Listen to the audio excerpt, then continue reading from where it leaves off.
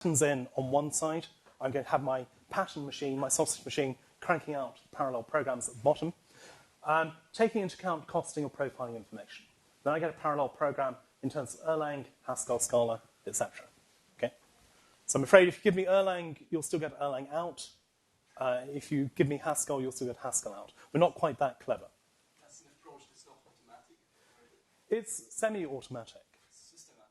Systematic, yes. Chris Van will tell you about the precise mechanism later this afternoon. Essentially, what we have is a system which is tool-based, which is programmer-directed, which aids the programmer to introduce the parallelism. So it guides the programmer. And Tamas, I think, will show us some more automatic ways of directing the programmer towards the patterns that are best. Okay? So what we think is the programmer should be helped.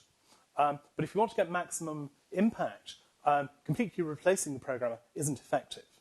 If you use our tool and it introduces the parallelism, that's great. But if things change in the future, how do you deal with it yourself again?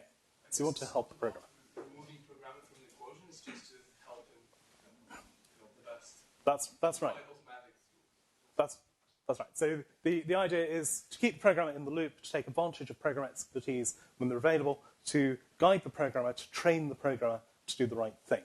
In the long term, we might be able to do things fully automatically, but I think we're still a little way off that at this point in time. And then we go down to our heterogeneous hardware.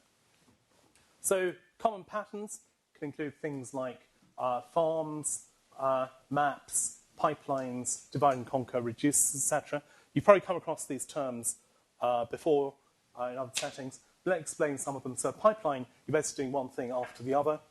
A very common pattern that we discover in our program